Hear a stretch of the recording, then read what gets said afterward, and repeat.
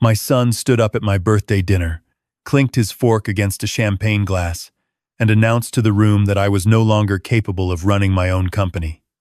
He did it with a smile. He used the word transition. He used the words health concerns and stepping back gracefully. He even started a round of applause. I sat at the head of the table, in the restaurant I had built with my bare hands over 38 years, and I watched 40 people clap for my removal. I did not stand up. I did not argue. I picked up my fork and cut into my steak. That was the moment I decided to burn it all down. My name is Gene. I am 63 years old. I spent the better part of 4 decades building Hartley's from a single roadside barbecue shack outside Nashville into 11 restaurants across 3 states. I started with a borrowed smoker, a rented building the size of a 2-car garage, and a sauce recipe my late wife Helen wrote on a paper towel the night we got engaged. I did not come from money. I did not go to business school. I learned everything by failing first and fixing it second. Every location, every expansion, every piece of equipment was paid for in full before we moved on to the next one. No debt, no investors, no shortcuts. Helen and I built something real, and when she passed 8 years ago from cancer, I made her a promise at her bedside that I would protect what we had built together. I kept that promise right up until the night my son decided I had become an inconvenience. My son had worked in the business for 12 years. I had given him the title of CEO 2 years ago because I thought the time had come to pass the torch. I had moved into a chairman role, still present, still consulting, but letting him run the day-to-day. I wanted to trust him. I wanted to believe that the boy I had raised in the back office of that first location, doing his homework on a folding table between the walk-in cooler and the prep sink, had grown into a man worthy of what we had built. I was wrong. His wife, my daughter-in-law, had been in his ear for years. She was ambitious in the way that people are when they want the benefits of hard work without the inconvenience of actually doing it. She looked at 11 restaurants and saw a number on a balance sheet. She had never once asked me how I developed the dry rub. She had never once asked about Helen. She asked about revenue multiples and exit strategies. She smiled at me at Christmas and called me Dad, with a warmth that I can only now recognize as rehearsed. The birthday dinner was held at our flagship location. My son had organized it. He said it was a celebration, a surprise. He had flown in my brother from Phoenix, some of my oldest friends, employees who had been with us since the beginning. The room was full. The lights were warm. The smell of hickory smoke hung in the air the way it always had, the way it always made me feel that I was exactly where I belonged. I sat at the head of the long table, and for the first hour I allowed myself to feel something close to joy. Then my son stood up. He started the way people do when they have rehearsed something too many times. The words came out smooth and just slightly too fast. He talked about my legacy. He talked about what I had built. He used phrases like remarkable journey and the next chapter in a tone that people use at retirement parties for men who are being pushed out, and everyone in the room knows it, except the man being honored. He talked about my health, which was fine. He mentioned that I had been showing some signs of fatigue and that as a loving son he had been quietly concerned for some time. I had not been fatigued. I had been golfing 3 times a week and I had driven myself to that dinner. Then he said it. He said that in order to protect the company, to protect the employees, to protect the brand that meant so much to our family, he had taken steps. He said the word transition again. He said he had entered into a letter of intent with a regional hospitality group called Summit Brands to acquire all 11 Hartley's locations, lock, stock, and smoker. He said the deal was structured to honor Helen's memory and to ensure that I would be well taken care of for the rest of my life. He said the closing was scheduled for 48 hours from that evening, and then he started the applause. A few people in the room clapped because they did not understand what had just happened. A few others went still because they did. My brother stopped mid-reach for his water glass. Donna, my head pitmaster who had been with me for 22 years, looked at me from across the table with an expression I had never seen on her face before. It was the expression of a person watching a building collapse in slow motion. I set my fork down. I picked up my napkin. I wiped my mouth. I looked at my son, standing at the end of the table in his tailored blazer, with his champagne glass raised and his smile fixed in place like a photograph of a smile, and I felt something shift inside my chest. It was not grief. It was not anger. Not yet. It was the cold, clean click of a decision being made, the way a lock sounds when it finally catches. I raised my own glass. I nodded at him once. He took that nod as agreement. He always had been better at seeing what he wanted to see. I excused myself 20 minutes later, said I needed some air, hugged my brother on the way out, and told him I would call him in the morning. I walked through the kitchen, past the smokers, past the prep line where two of my cooks called out, "Happy birthday, Mr. Hartley." I pushed out the back door into the parking lot and stood in the cool October air. I pulled out my phone and called Frank. Frank had been my attorney for 26 years. He was the kind of man who picked up on the second ring regardless of the hour and asked questions later. When I told him what my son had just announced to a room full of people, there was a pause on the line that I had learned over many years meant he was thinking very fast. "Tell me about the letter of intent," he said. "Did he show you any paperwork?" "No," I said. "He announced it at my birthday dinner like he was revealing the prize behind door number 3. Another pause. "Gene, you signed a delegation of authority 2 years ago when you moved into the chairman role. That gives him operational authority. But you never amended the original operating agreement." "I know," I said. "The Founders Clause," Frank said. "The Founders Clause," I confirmed. When I had originally formed the LLC 35 years ago, Frank had insisted on a provision that any sale, merger, or transfer of more than 50% of the company's assets required the wet signature of the founding member, meaning me, on any final closing documents. Not a digital signature, not a proxy, not a power of attorney granted to a third party. My hand, my pen, my signature. It was a clause my son's lawyers, apparently, had not found. Or perhaps they had found it and believed they had a workaround. Either way, without my signature, no deal could close. "I need to know everything about Summit Brands," I told Frank. "And I need to know by morning." He said he would have something for me by 6 a.m.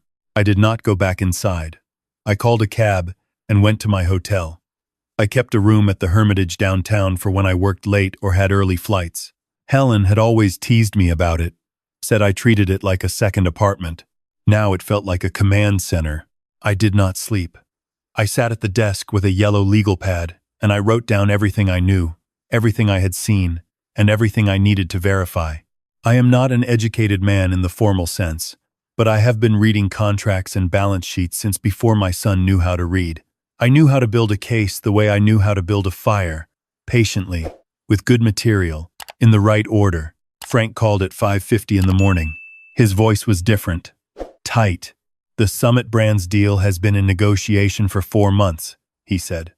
"The letter of intent was signed 6 weeks ago, using a limited power of attorney that your son claims you granted him.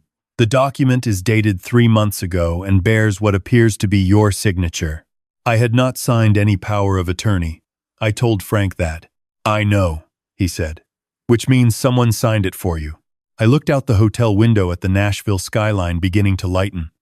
I thought about my son sitting at that birthday table with his glass raised. I thought about the 48-hour timeline. I thought about Summit Brands, a corporate group that would strip every location down to a logo and a franchise model, replace the hickory with gas smokers and the house sauce with something manufactured in a factory in New Jersey. I thought about Helen's paper towel. "What is the purchase price?" I asked. $14 million, Frank said. "Below market by at least 4. A fast deal. A clean exit for someone."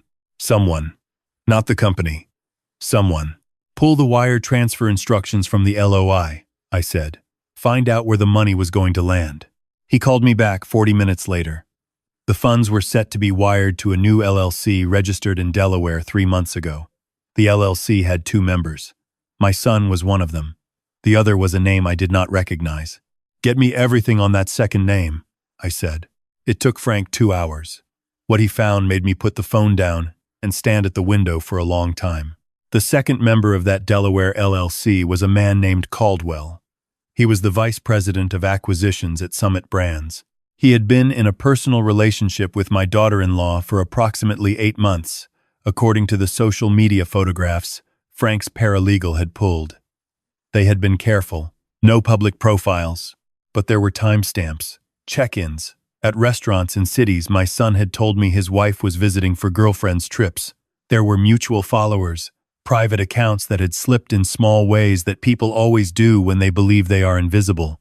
My daughter-in-law was not my son's partner in this deal. She was the architect of it. She had found the buyer. She had brokered the arrangement.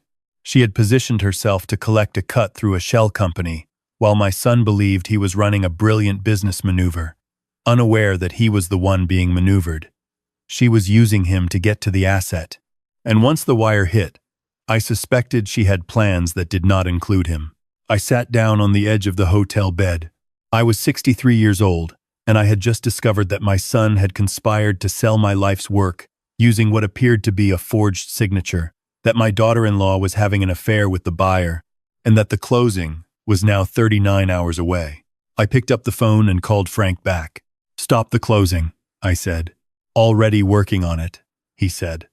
"I am filing an emergency injunction this morning based on the disputed signature and the founder's clause. We will need you to submit an affidavit stating that you did not execute the power of attorney. I will be at your office in an hour." "There is something else, Gene," Frank said. His tone shifted the way it does when a man is about to tell you something he has been deciding whether to tell you for several minutes. "Say it." "The deal was structured so that the employees do not transfer. Summit Brands wants the locations and the brand. The people do not come with it. Donna, the kitchen staff, the managers, all of them would have received 30 days' notice and a 2-week severance package per the acquisition terms." I closed my eyes.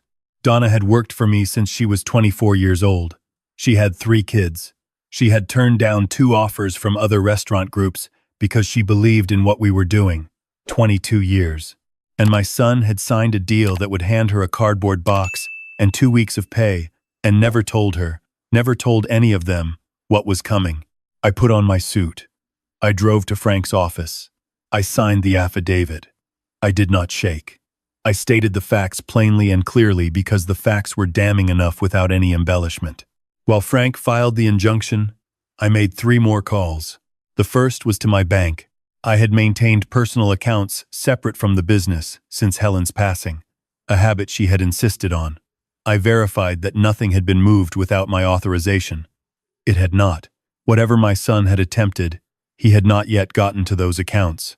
The second call was to my brother in Phoenix. I told him everything. He listened without interrupting, which is the thing I have always loved most about him. When I finished, he asked one question. "What do you need?" I told him to be available. He said he would be on a flight by noon. The third call was to Donna. She picked up on the first ring. She was already at the flagship location doing prep work. She had been there since 4 in the morning. She asked if I was okay because she had seen my face at the dinner the night before and she had not been able to sleep. "I need you to listen and not say anything until I am finished," I told her. I told her everything. The deal, the timeline, the employment terms in the acquisition agreement, the 30 days and the 2-week severance. I heard her breath change on the other end of the line, but she did not interrupt. When I finished, she said 2 words. "What now?" "Now we fix it," I said. The injunction landed at 11:15 that morning. Frank told me the Summit Brands attorneys were not pleased. He told me their first move was to claim that I was acting erratically due to declining cognitive function, and that the power of attorney had been executed for my own protection. He told me this with a flatness in his voice that told me he had been expecting it. I told him to schedule a neurological evaluation for that afternoon with my physician of 20 years. I told him to have the results notarized. He said he already had the appointment made. My son called me at 12:30. I let it go to voicemail. I listened to the message once. His voice was controlled, practiced, the voice of a man who had rehearsed his argument carefully. He said I was making a mistake. He said the deal was good for the family. He said Summit Brands was a reputable company and that the transition would be handled professionally. He said he was worried about me. He said the word concerned 4 times in 90 seconds, which is approximately 4 times more than a person who is actually concerned would say it. I deleted the message. At 2 o'clock, my physician certified in writing that I was in full cognitive and physical health. At 3 o'clock, Frank received a document from a handwriting expert comparing the signature on the power of attorney to verified samples of my signature going back 15 years. The expert's preliminary conclusion was that the signatures showed significant inconsistencies consistent with forgery. Frank called the Summit Brands attorneys with this information. He told them the closing would not proceed. He told them the founder's clause was unambiguous and binding. He told them that the power of attorney used to initiate the deal appeared to be fraudulent, and that we were in the process of determining whether to refer the matter to the district attorney's office. There was a long silence on the other end of that call. Then their lead attorney said he would need to speak with his clients and call back. He called back in 40 minutes. Summit Brands was withdrawing from the deal. I was sitting in Frank's conference room when he told me. I looked out the window at the Nashville street below. People were walking. Cars were moving. The world was carrying on with no awareness that a man had just saved 38 years of work in the space of 36 hours. Frank told me there was still the matter of my son. There was the question of the forged signature, the unauthorized negotiations, the shell company, and the position he still held as CEO. I told Frank to prepare the termination paperwork. There is more you need to decide, Frank said. If we pursue criminal referral for the signature, he is looking at a felony charge. I know, I said. You are sure? He sold my employees, I said. He sold Donna's job with a 2-week severance while she was standing in my kitchen at 4 in the morning making sure everything was right. He sold my wife's recipe to a corporation that would have put it in a bottle with a new label. He did not ask me. He announced it at my birthday dinner in front of my oldest friends and started a round of applause. Yes, I am sure. Frank nodded. He started typing. I flew back to the flagship location at 4 in the afternoon. I did not call ahead. I drove myself. I parked in the same spot I had parked in for 38 years, the spot closest to the back door with the cracked asphalt that I had been meaning to have repaired for about a decade and never had, because every time I looked at it, I thought of how it looked the day we poured it. Helen standing beside me in her boots with a cup of coffee watching the crew work. I sat in the car for a moment. Then I got out. I walked through the back door. The kitchen was at full dinner prep. The smell hit me the way it always did. Hardwood smoke and brown sugar and the char of high heat. A smell that is not quite food and not quite fire, but something in between. Something specific to this place and this work and these people. Donna was at the pass, calling tickets, running the line with the efficiency of someone who had done it so many times the movements had become unconscious. She looked up when she heard the door. She stopped. Everyone on the line stopped. The kitchen went quiet in a way that kitchens very rarely do. I walked to the center of the pass, and I leaned on the counter, and I looked at the people in that room. Some of them had been with me for 15 years. Some of them were 22 years old, and had started as dishwashers. They were looking at me with the particular attention of people who know that something important is about to be said. Nobody is losing their job, I said. Donna pressed her lips together.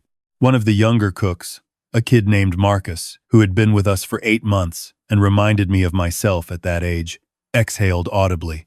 The deal is dead, I said. The company is mine. It stays ours. And tomorrow morning I want every manager from every location on a call with me, because there are some changes we are going to make, and I want everyone to hear it directly from me, not through the rumor chain. Donna said, quiet enough that only I could hear. I knew you would fix it. I did not tell her it had been closer than she thought. My son arrived at the restaurant at 6:15. He came through the front door. He was still wearing the blazer from the birthday dinner the night before. His face had the particular blankness of a man who has spent the night calculating options and found that all of them were poor. He scanned the dining room, and when he saw me sitting alone at the corner booth where I always sat, he walked over. He did not ask to sit.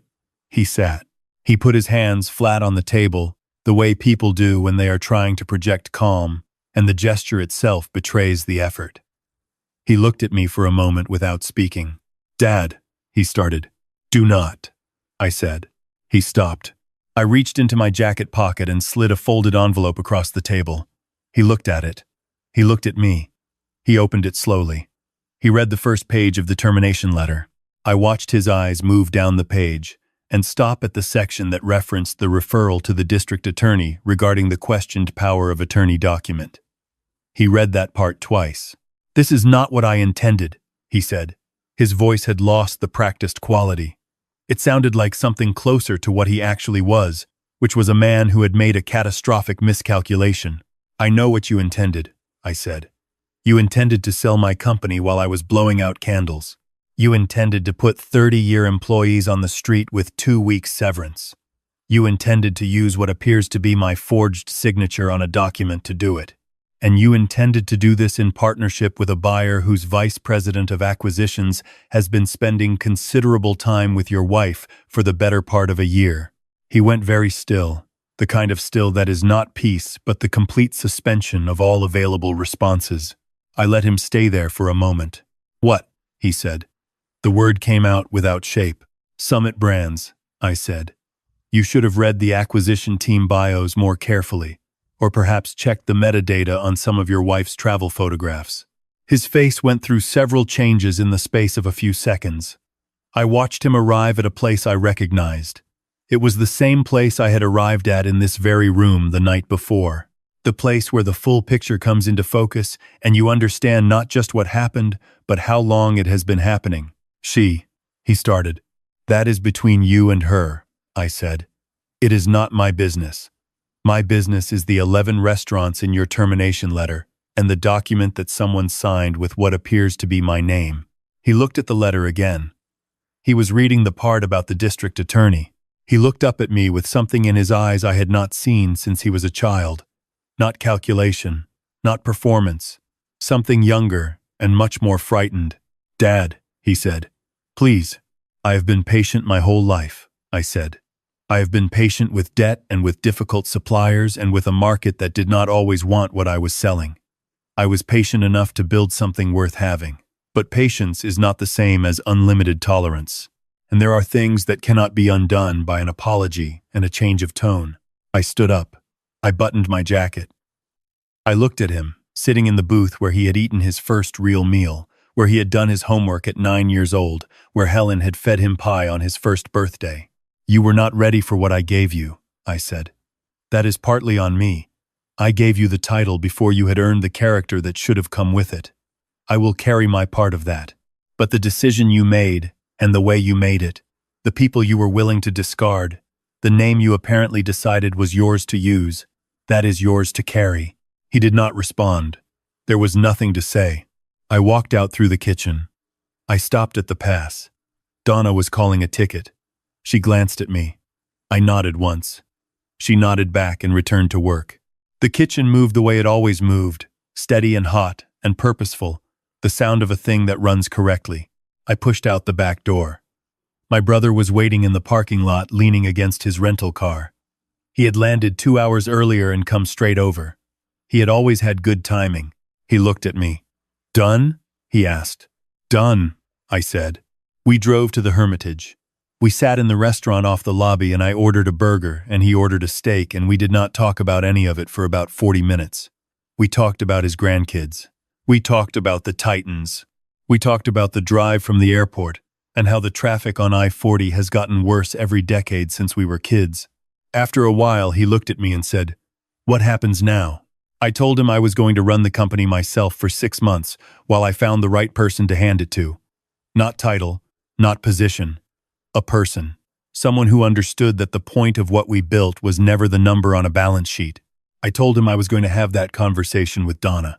I told him I had been having it in the back of my mind for 2 years and had been too sentimental about the word retirement to say it out loud. He nodded. "And after that?" he asked. I told him Helen had always wanted me to spend a summer in the Adirondacks. She had grown up near Lake Placid and she had never stopped talking about it. The way the light came off the water in the early morning, the quiet that was a different kind of quiet than city quiet. Every summer for 30 years I had said next year. I had run out of next years to waste. He picked up his glass and held it toward me across the table. "You are going to be all right," he said. "I know," I said. I touched the rim of my glass to his. My daughter-in-law was gone by the following morning. She left a note, Frank told me, which was more than most people manage. She did not contest the prenuptial agreement my son had signed at my insistence 12 years ago. the one she had called unromantic and insulting, and eventually signed under protest over a very tense lunch. That agreement, which protected the business interests specifically, meant that she was entitled to what she had brought in and nothing from the company itself. The district attorney's office opened a preliminary inquiry into the power of attorney document 6 days later. I did not drive that process. I provided the handwriting analysis, the timeline documents, and my own affidavit, and then I stepped back and let it move at its own pace. Some things are not mine to manage. My son did not call me again. Not that week, not the week after. I found this to be, in a strange way, a form of honesty. He knew what he had done. He was not performing contrition he did not feel. There is something almost respectful in that, even if it is a cold kind of respect. 6 weeks later, I drove to the flagship location early on a Tuesday morning. The parking lot was empty except for Donna's truck.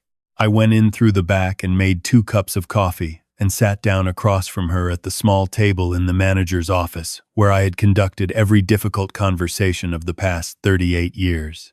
I told her I wanted her to run it, not as an employee, as a partner. I put a document on the table that Frank had drafted, a restructured ownership agreement that gave Donna 30% of the operating company with a path to majority within 7 years. I told her the recipe was not going anywhere. I told her the hickory was not going anywhere. I told her the name above the door was the last thing I would ever change, because Helen had written it on a cocktail napkin at a restaurant on a Tuesday night in 1987 and told me it sounded like somewhere people would want to come. Back to. She looked at the document. She looked at me. She picked up her coffee cup and held it in both hands the way she always does when she is thinking seriously about something. I don't know what to say, she said. Say yes, I said, and then call me if anything breaks. She said yes. I drove north 2 weeks later. I took the old truck, the one I keep meaning to replace and never do. I drove through Kentucky and Ohio and Pennsylvania, stopping when I felt like it, eating at roadside places that reminded me of where we had started. I arrived in Lake Placid on a Thursday morning when the fog was still sitting on the water and the trees had gone the deep gold and orange of a proper Adirondack October. I rented a cabin on the lake for a month. I chopped firewood in the mornings because I liked the work of it. I read in the afternoons. I called my brother most evenings. I went 2 weeks without checking my email and found that the world had continued to operate in my absence, which is the most clarifying thing a man can discover. There is a dock behind the cabin, 30 feet of weathered boards extending over the still water. I sit on it most mornings with my coffee. I watch the light come off the surface the way Helen always described it, moving and quiet at the same time, like something alive that does not need an audience. I had built 11 restaurants. I had built a reputation. I had built a company that employed more than 200 people. I had believed for a long time that building was the same as living. I had confused the structure with the purpose of the structure. What I understand now, sitting on that dock with the October fog burning off the water, is that a man can pour everything he has into a foundation and still find himself standing outside the door. The question is not how much you have built. The question is whether you built it for the right reasons, and whether you have the courage to walk away when the building is no longer a home. I walked away. The fog lifts by 8 every morning. By 8:15, the lake is clear and still, and the mountains are sharp against the sky. I finish my coffee. I go inside and I start another day. Not one I owe to anyone. Not one borrowed against a future that belongs to someone younger. Mine. I earned it the same way I earned everything else. The hard way, and I am not giving it back.